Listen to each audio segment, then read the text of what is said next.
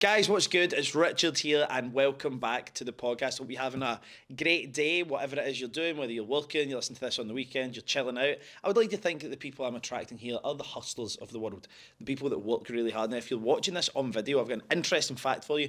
I'm currently wearing no trousers. I'm wearing boxers, at least, because on the way to do this podcast, I knocked over one of my team's coffees. I soaked both of my trainers and all of my joggies. We've got a very important football game tonight, so I'm currently drying them out of the window in the office. So I won't be standing up to prove this to you guys. You're just going to have to believe me. Now, I've got a topic that stokes up some controversy. Not like crazy controversy, like really bad controversy, but a topic that I see a lot of business owners discussing, especially on platforms like LinkedIn and stuff. I think depending on if you're a business owner or not, you're going to have like some different opinions, and then the business owners will also have different opinions on this topic. I'm pretty black and white with this, to be honest, and it's a topic of hybrid working from home, flexible working, whatever stupid crap term you want to use for it. That's already setting the tone for what I think of this. So let's get right into it and just discuss this topic. I made a post about this on LinkedIn today, and I don't know if it's like social justice warriors transferring into entrepreneurship. By the way, for clarity, when it comes to financial policy and stuff like that, I am quite right-leaning in terms of my politics. When it comes to social policy, I am quite left-leaning. That's why I don't really feel represented by any parties, because I'm like a young entrepreneur who wants good for people and thinks we should, fund the NHS more and help tackle the problem of homelessness and lack of housing and all that. But at the same time, I also want to be a successful entrepreneur. Pretty tough dichotomy, but I digress. So I posted on LinkedIn today just like a post joking about the amount of like founders and business owners I'm seeing just now on LinkedIn who I think they're just trying really hard to seem trendy and cool and, like awesome Gen Z employers, even if they're not Gen Z people, appealing to the Gen Z kind of narrative. They're posting stuff along the lines of, oh, you only want to work 1 day a week, but you want paid for 5? Well, as long as you hit your targets in that 1 day, we don't care. Oh, my member of staff wants to live in Kazakhstan and not be in the office anymore. Well, as long as the clients are happy, I don't care. Shut up. Shut up, right? I'm sick of this nonsense, right? It's pandering to this crap narrative of people not wanting to work hard. It's hard enough. I'm doing about 10 job interviews a week just now. Not for me trying to find a job, for me trying to get people to come and work here, right? And because we are hiring aggressively, because we're scaling aggressively, we're moving to a new office that's currently being fitted out in the city centre, and all these different things, right? So we're hiring aggressively. The amount of people who would be great members of staff, and I understand there's going to be different opinions here, there could be great members of staff, but they say to me, Richard, I want to work from home 3 days a week. I'm not spending thousands on a new office for you to sit in your bedroom in your dressing gown, scratching your arse, doing work. Because if I was that person, by the way, just to make it clear, if I was the person working from home, I would waste time as well. I would waste time as well if I was working from home. I would sit with the dog. I would sleep a little bit later. I would log in the laptop and sit on my phone and move the mouse about or whatever, right? I would do that. And I am reasonable to understand that other people would do that. Now, to set the scene for you guys, when my team come to me and say, Richard, I need to go for a doctor's appointment. Maybe they don't even go into that much detail. Richard, I've got something private that I need to deal with. Is it okay if I have a half day from home on Thursday? Yeah, fine. Like, I'm not someone who's like, you must be in the office all the time and no breaks and no appointments and blah, blah, blah. People get so, caught up in hyperbole with this stuff that it's one extreme or the other. It's like one extreme is, you work from home and you do 7 minutes of work every day and we still pay you and unlimited paid holidays and yeah, it pisses me off even saying that stuff. And the other side must be like you're just like a total dictator and your staff aren't allowed to take any breaks and like you're just a complete arsehole, right? There is a middle ground, and I definitely lean towards my middle ground being quite heavily on the side of you're in the office working. Now, our staff get, amazing benefits, starting with pay, right? Not competitive salary nonsense. We tell them what they're going to get paid when they come and get interviewed by us, but there's also expectations. We're going to challenge you.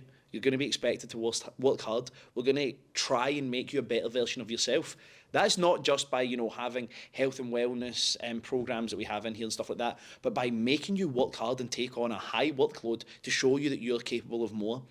The amount of times we have staff after a couple of years in here go on and become business owners themselves, they're then equipped to go and be business owners. I can't promote entrepreneurship inside of my business and then be angry when my staff go and become entrepreneurs. One of my top performing staff is leaving today to start his own business. It's his last day with us today, and we're going to support him going forward, give him access to educational resources, keep him in our ecosystem to make sure he goes and smashes it, basically, right?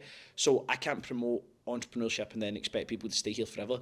But if they're going to go and become entrepreneurs and do a hard thing, because entrepreneurship is not easy, then I want to make sure that I'm preparing them for the real world and not, oh yeah, like no problem. Like if you've watched my podcast on emotional manipulation when it comes to your staff, yeah, you understand where I'm coming from here, but we don't offer any hybrid or work from home. This is what people say to me, because someone comes along and they'll do an interview and there'll be a really great potential candidate, and we get down to we don't really negotiate. And what I mean by that is it's not like this is what you're getting and that's it.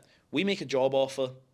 We make the most competitive offer we can make, and if someone wants it, great. We'll give you a start date and we'll put pen to paper, but we don't sit down and start negotiating. That's just not what we do. It's not like, okay, I want to pay you 35k and here's your packages. Okay, so I'll counter that with 40k and this and that. I'll just be like, you're all good, see you later. That's just the way I am. Maybe that will change in years to come, but just now that's kind of how I operate. Now, people will say, I'll say, look, we work from office, and all of our job advertisements, whether it's on LinkedIn, Indeed, something I post online, we make it very clear that we have office-based roles. Very clear that we have office-based roles. I put it in capital letters at the top with asterisks all down the side to make sure that it's completely, blindly obvious how we run our business, right? So then when people come and we make them a job offer and they say, oh, I would love to have 2 days work from home, or, sometimes I have some issues with childcare, which we always try and accommodate, right? But, I want 2 days work from home and that would suit me more. I love hybrid working. I love having that time to myself. No, it's not going to happen, right? It's obvious that when we put a job role out there, it is work from the office, right? We have people that travel from, cities outside of Glasgow and people that have pretty lengthy commutes to get here, but there's a reason why they come, and it's not just a reason of why they come, it's also the reason why they stay. We have an incredible company culture in here. We have everyone directly accessible, not through Asana, not through Slack, right? Not through Notion. We have everybody inside of the office. If you need something actioned, you need something done, you need information on something, you need a colleague to help you, you need access to me as and when I'm available throughout the day, it is right there all the time. We can have lunch together, we can do things together, we can record content together, we can do all of these things. We can have real serious meetings on a whim, not dialing on Zoom. Zoom to me just feels so fake, right? Now we use Zooms for like our group coaching calls and stuff, but we also have live drop-in days for all of our coaching clients. We also have a 3-day live intensive event that they all have to attend before they start our coaching program. Like, we are very much an in-person business. We really, really value being in person, because I think the level of interaction and the quality of communication is exceptionally better than working from home. Now, we have tested, and so have other business owners that I know tested, work from home and hybrid and stuff like that. And based on our data and research, not based on my opinion, but based on what we've seen in our business, is that the average person who works from home is about 20-25% less efficient than someone who is inside the office, right? Now, do we have a super strict office, no one's allowed to speak or whatever? No. Listen to music, put your earphones on, casual dress. We're a creative, youthful company, right? So we're happy doing that, but I expect people to come in and work. And yes, I expect people to work hard in the time that they are here. And yes, sometimes we have expectations for people to do a couple of things at home at night. We also have compensation plans for all of our staff. So hard work and extra work does not go unnoticed. It's not an expectation like, you'll do this for me and get paid the same and you'll be happy to do it. We have compensation plans in place for our staff to make sure that they get what we believe they deserve and what their work shows that they deserve. Now, here's the thing. In businesses, you're always going to get missionaries and mercenaries. Mercenaries are often people like salespeople. My sales team will have calendar appointments 6, 7, 8 o'clock at night. They have calendar appointments on a Saturday as well. Why? Because when they have that calendar appointment and they get someone at that appointment and they close that person, depending on what they could be, providing that person in terms of a service, that commission can be worth anywhere between £500 per call up to £2,500. Would you take an appointment on a Saturday that could be worth £1,000, 1,500 quid? Of course you would, right? So those people are mercenaries, and I don't even need to expect that of them. They're salespeople, and salespeople with the right attitude will do appointments anytime that they are available, because their labour directly affects the amount of money they get paid. They eat what they kill at the end of the day. With other members of staff, we have different forms of, when I say different forms of compensation, it's all financial, right? It's not like, oh, you done 20 extra hours this week, here's a Domino's voucher, right? People want to make money, right? But you can't have your cake and eat it. If you want to be in an environment where you get paid well, you also have an aggressive compensation plan that allows you to, make more money based on the work that you do and the product that you provide for the business. And when I say product, I don't mean the service, I mean product like gross domestic product, right? If you want paid according to what you do, we're the type of workplace that you should be in, right? And as soon as I hear someone wanting to work from home and stuff like that, I just know I'm not going to get the most out of that person, right? And at the end of the day, maybe in years to come, we will have remote working. We have a team overseas in the Philippines. That is the benefit from labour arbitrage. That's it. It's just the benefit from labour arbitrage. It's not because, it's an initiative for people in Philippines who want what. We benefit from labour arbitrage for static image creation, copywriting, flow building, yada yada, all that stuff, right? So I'm not adverse to taking advantage of labour overseas, but I'm not going to pay someone, 35k a year plus a compensation package that gives them an on-track earnings of 45, 50,000 every year. Because by the way, right now we're hiring for a new senior ad manager role. We have the highest salary on Indeed and LinkedIn in Scotland for that role. The highest salary, 45k plus a comp plan, the OTE with the right focus and the right work that you would expect even more for a senior member of the team will be like 75k. There's companies down south in our sector, I'm not going to name them, right? But when I say in our sector, I mean the educational sector. Educational companies down south, I was salary checking, and down south the salaries are higher. There are companies just like ours offering 25k a year top for YouTube ad specialists and Facebook ad specialists with no compensation plan. 25k a year. What? If we bring in someone in a junior role, like a junior media buyer, we're going to put them on 25k for the probation. And then after they complete a 3-month probation, they go straight on to 30. And as soon as they complete their probation, a compensation plan becomes available to them. So depending on the return on the ad campaigns they're running and how the clients are finding it, they can get anywhere between 3 and 7% of what's being billed for the accounts they manage, which can be £1,000, £2,000, £3,000 a month, depending on depending on how those accounts are going. If they don't manage the accounts well, by the way, this also encourages people to help clients outside of work hours, like we do with our salespeople, because they're getting paid more for doing it, right? So we create an environment whereby they are able to get compensated for the work that they do. I think some employers definitely take advantage of people. When you hear of like young guys and young women in finance jobs, and it's like 7 in the morning till 9 at night, and they're on 30 grand, but you need to do that for a couple of years. You need to, eat some crap to then get a better role in the future. Maybe that's how that industry works, right? And that's just standard, and it's for a good reason. It produces better people in that sector. Maybe, I don't know. I've never been in a job there. I'm never going to run a business like that, likely. So, cool. But for us, we don't have to do that. But we do have expectations. I expect people to be here on time. What a shock. Stuff that was normal 15 bloody years ago. But then the pandemic, right? I'll do a video on that at some point. The pandemic came around and everyone's like, oh, but it has to be work from home and it has to be this and it has to be that. Stuff that was normal 10 or 15 years ago is now like shock horror.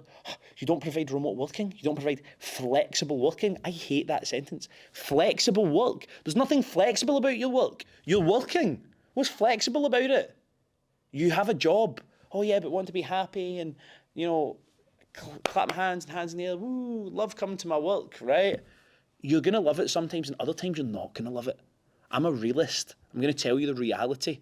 You might not like that, but cool. I don't want to employ every single type of person. I want to employ savages. I want to employ legit people that are willing to work hard, right? So, yeah, I'm going to say you will love it sometimes, because guess what? For the last 2 years in a row, we've taken our team to Marbella and, had a holiday with them, let them bring friends? No, let them bring their family, their partners and stuff like that, right?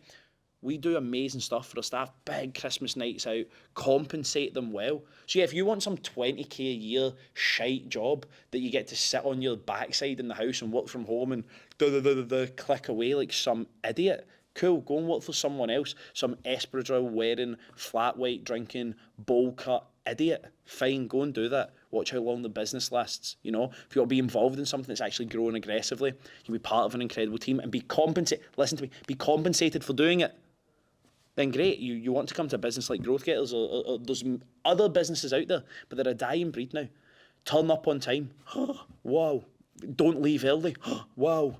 What a crazy concept, stuff that was normal before. We have so many young staff, and when you're young, the biggest benefit that you can give a business is your time, right? Like, that is, your labour is your big advantage. It's not your skills, because you've probably not been in an industry for, 10, 15 years with an incredible CV. And some of the stuff we do, the industries and the specialisations haven't even been around for that long, right? So as time goes on, people become hyper-specialist in these roles and be, six-figure salary earners and stuff like that. But just now there's some stuff that's not even been around for that long. So we're getting people who have 2-3 years experience, and that's the top level, right? I think that the best way to grow a business, and for me, and how we've grown in this time and stuff like that, is to have people in the office and have a good office culture and treat people fairly and treat people with respect, and respect that they have lives, and sometimes they will need a half day here and there to go and do these things. And we don't accept Monday Club. For those of you who don't understand what the Monday Club is, people that go out and drink all weekend and, oh, I'm sick on Monday. Like, if you Monday Club twice at our business, you're gone, right? Like, if you do it once, I'll give you the benefit of the doubt. If another Monday within the next month or 2 months, oh, I can't come in, yeah, you've not got a job anymore. See you later, right? You might think that I sound harsh, but I'm a realist. I'm just willing to say this on record and on camera and have people understand the standards that we hold. That's why our clients stick around. That's why our clients love our staff. Do you know something that's so incredible? When we do onboarding with some of our clients, we ask them who some of their favourite people they've met over the last few months are, and people that, they think support them and empower them. And you hear, like, when people say, oh, my wife supports me and this and that, the amount of times that our clients put down the names of members of our staff is incredible. Oh, Gary's like so amazing, and we'd done videos with him, and when he was talking us through doing testimonials, and he was chatting to us and taking images, he was the nicest guy ever, and I can't wait to work more with him. Guys like Eddie, Eddie's leaving today. Eddie just empowers me so much, and he always calls to check in on me, and he's such a nice guy. That's what we want to be doing, right? I care about that stuff more, what the clients get, what the clients think of my team, than my team being able to work from home. That's what I care about more. And if that doesn't suit people, and that means I'm not super, super cool, like all you losers on LinkedIn, being like, yeah, my team can work from anywhere they want as long as my clients are happy. A member of my team came to speak to me today and asked for some time off so that they could, and I said, stop, you don't need to explain yourself. You can just go and do whatever you want because I love you and you're valued. Shut up. Shut up. You just try to sound cool on the internet and you sound like an absolute balloon. You sound like an idiot, right? If that's how you want to grow your business, fine, right? But take two equal sized businesses, my business and another one that wants to grow like that kind of way, and mine that wants to grow in the way that I want to, come back in 3 years and see where we are. I can't guarantee that we'll be bigger, but I think we will. I genuinely think we will. Look at what Elon done with Twitter. He went into Twitter and there was like beer kegs like in the HQ and like cocktail machines and like mixologists that like were full-time paid roles in Twitter, and they had something like 12,000 staff and just mad stuff in the office that they just didn't need, and people they didn't need, right? And he went in and cleared out all of that nonsense and let go of a load of people, right? And ran fine without it and ran better. and more profitably. Wow, who would have thought? Not paying for useless stuff. Like having a culture where people can go down and get a cocktail during the work. Guys, if work was meant to be super fun and hands in the air and whoa, this is so great, you would pay to do it. You wouldn't be paid to do it. Like that video that's viral just now, that's like we're seeing just everywhere. It's like a proper viral video just now, and it's like it's nothing to do with it being women, by the way. The whole video happens to be women, and it's like Gen Z boss in a mini, Gen Z boss, and they're doing this wee dance. If I come in my office and I see any manager doing something like that, it's hands. It's not written warning. It's not verbal warning. It's not even a P45. I'm going straight to hands. I'm taking up a stance. Jab, jab, cross. Boom. I'm putting you down. I'm not having that. This, like, nonsense like that. Nah. Maybe I sound old school. Maybe I sound unfair. Maybe to you people who are watching this who work from home, oh, Richard, you're so terrible and unfair. I'm a great home worker. Good for you. Be a great home worker. My mum works from home. She works for the government, right? Be a great home worker. You're just not going to be a great home worker at my business. That might not even be your goal because we're not like a massive business. So whatever. It's not like getting a job with Morgan Stanley. I just wish more businesses would speak out. I'm saying that as if it's like some pure mad issue. I wish more businesses would be clear and say online, nah, we're not doing this crap, falling into these trends of, oh yeah, we love home workers, look how trendy and cool we are. You should come and work for us and we'll attract amazing talent. No, you won't, right? We work from the office, we get stuff done in the office, we're a team in the office, we invite clients into the office, we do events in the office, we work hard in the office, we get results in the office, we make money in the office, and we have a good time in the office. That's how I think many businesses should be run. And don't, if you're a business who's like, oh, I want to run my business from a physical location, but I don't feel like I'm going to get any staff. Yeah, it might be a little bit harder to find good staff and stuff like that. Yeah, cool. I'm willing to go through that little bit of hardness and interviewing more people and all that kind of stuff. The amount of people that people don't even read job descriptions these days. They see that it gets suggested to them, they just click apply, it auto sends a CV. I get applications every day from London, Manchester, Aberdeen, India, Nigeria. If you can't even read a job description, you would have been a crap home worker anyway. I'm not saying you need to go and learn everything about my business and come with like this whole breakdown of what it is we do. I'm not asking for that. But I would at least expect you to read the job description before you come for an interview. So that's been me moaning today. Not really moaning, actually, sorry. Just giving my opinion. You might disagree. Feel free to disagree. You're allowed to be wrong sometimes. All right? So this is my opinion. I'll stand by it. Maybe it will change in years to come. I'm not adverse to change. I'll always be honest and say what I think is the right way to do things at the time. And today, as I speak to you, I want to keep growing my team in the office. If you think that makes me a terrible person, you think I should be put to death, that's fine. I don't care, right? This is how I'm going to grow my business. I'm sure it's the right way to do it. Guys like Hermosi used to have a big remote team. He's brought all his team in-house into his HQ in Vegas. And I'm pretty sure they're doing a few things correctly. So if you disagree, sorry, not sorry. Let me know down below. If you've built a business with all work from home team and stuff like that and it's done amazing and you've got, a short back and sides with a blue mullet, and, you wear flip-flops to work. I wear flip-flops as well, but I wear flip-flops to my office that's filled with people. Then feel free to comment down below and let me know why I'm such a horrific example of a CEO of a business because I don't let my staff work naked in their house and, ignore me on Asana. Have a good day, everyone. If you like this podcast, like it, subscribe it, follow it, whatever. If you thought it was crap, report me, block me, send this video to, I don't even know who deals with. You send it to your HR department and get them to, send me a strongly worded letter. Make sure to send it to my office because that's where I work from. Have a good day, guys. Peace.